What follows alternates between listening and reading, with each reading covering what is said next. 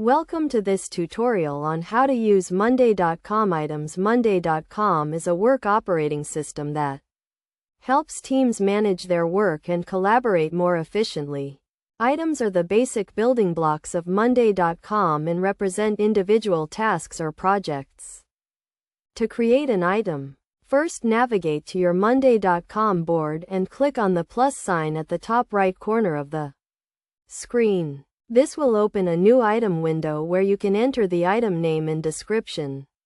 You can also add tags, due dates, and assign the item to team members. Once you have created an item, you can customize it by adding columns. Columns can be used to track status, priority, and other relevant information. To add a column, click on the plus sign at the top of the board and select the type of column you want to add. You can also add files and images to an item by clicking on the paperclip icon. This allows you to attach relevant documents or screenshots to the item. Additionally, you can use the comment section to discuss the item with team members and leave notes. To prioritize items, you can use the priority column. This allows you to mark items as high, medium, or low priority. You can also use the status column to track the progress of an item.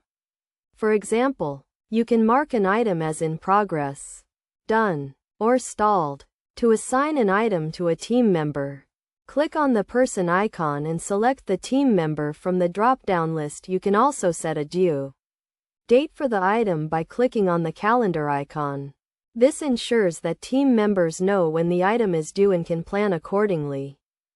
Best practices for using Monday.com items include keeping item names concise and descriptive, using tags to categorize items, and regularly updating the status and priority of items by following these best practices. You can use Monday.com items to streamline your workflow and improve team collaboration.